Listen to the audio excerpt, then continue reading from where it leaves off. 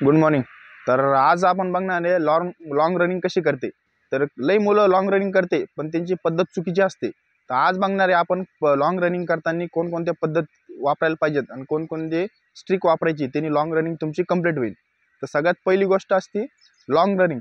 Long running कमीत कमी हप्त्यातून तुम्ही मॅरेथॉन करा, पोलीस भरती करा, आर्मी भरती करा, तुम्हाला स्टॅमिना वाढवण्यासाठी लॉंग रनिंग सगळ्यात मेन गोष्ट असते। तर लॉंग रनिंगमध्ये हप्त्यातून एक दिवस लॉंग रनिंगला देणंच लागतो। कमीत कमी 5 किलोमीटर 10 किलोमीटर तुमच्या स्टॅमिनानुसार। त्याच्यामुळं त्याच्यात पहिली गोष्ट एक, त्याच्यात लॉंग रनिंग कधी पण तुम्ही चालू करताना स्टार्टिंग तर एंडिंग स्पीड सेम ठेवायची कधी पण, ती एक मेन गोष्ट। दुसरी गोष्ट, तर लॉंग रनिंग करताना तुम्ही कधी पण ग्रुपनी जायचं। ग्रुपनी जसं तुम्ही रनिंग करशाल एक सोबत, तर तशी तुमची एनर्जी डिवाइड होती आणि तुम्हाला दम लागत नाही आणि तुमची रनिंग बरोबर होती। आणि तिसरी गोष्ट, तुम्ही दर 100-200 मीटरला पूर्ण बॉडीतलं ऑक्सिजन घ्यायचा, पूर्ण सोडायचा। अशी कमीत कमी 200-400 मीटरवर एकदा दोनदा करायचा। कारण की रनिंग करता करता आपण थोडा ऑक्सिजन घेतो, थोडा सोडतो, थोडा घेतो, थोडा सोडतो। त्यांनी काय होतं, अर्धा कार्बन डायऑक्साईड खालीच राहतो, पण त्यांनी काय होतं मग पूर्ण बॉडी फ्री होत नाही। त्यामुळे पूर्ण ऑक्सिजन घ्यायचा, पूर्ण सोडायचा। त्यांनी काय होतं, पूर्ण बॉडीमध्ये ऑक्सिजन येतो आणि ब्लड सर्क्युलेशन ओके राहतं। आणि अजून एक गोष्ट, तुम्ही रनिंग करत असला तर कधी पण रोडचा वापर कमी करायचा। कारण की तुम्ही रोडनी रनिंग करता, कसं असतं, रोडवर रनिंग करायचे शूज वेगळे असते, ग्राउंडवर रनिंग करायचे शूज वेगळे असते।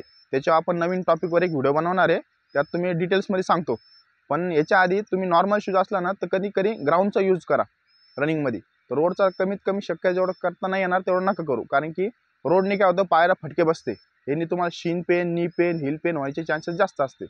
त्याच्यामुळे तुम्ही हे गोष्टी थोडंसं लक्ष देणं।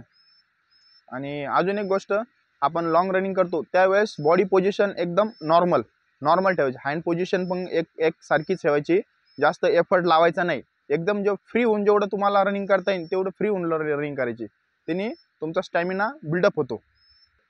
आणि एक लास्ट गोष्ट, तुम्ही कधी पण 10 किलोमीटर पळता, 20 किलोमीटर पळता, त्याच्यामध्ये काय करायचं माहिती आहे का, त्याच्यामध्ये एक किलोमीटर किती टायमात कव्हर करता तुम्ही, तसं 1 किलोमीटर समजा 1 मिनिटात करत असले तर दुसरा किलोमीटर पण 1 मिनिटात करायचा, तिसरा पण 1 मिनिटात करायचा। हे सेटिंग करायची, कारण टाइम लावून कधी पण लॉंग रनिंग करायची। तुम्ही स्टार्टिंगला जोरात पळते, मग हळू पळते, जोरात पळते, हे तुम्हाला स्पीड कळत नाही आणि तुमचा स्टॅमिना वाढू राहिला हे पण कळत नाही। त्याच्यामुळे पर किलोमीटर तुम्ही टायमिंग लावायचा आणि त्या हिशोबाने रनिंग करायची। हे तुमचा टाइम कव्हर होतो आणि तुम्हाला लॉंग रनिंग केले ना त्याला बेनिफिट लगेच रिझल्ट भेटतो। तर हे नक्की फॉलो करा। आणि तुम्हाला जर काही प्रॉब्लेम असले लॉंग रनिंग विषयी तर एक कमेंट करा।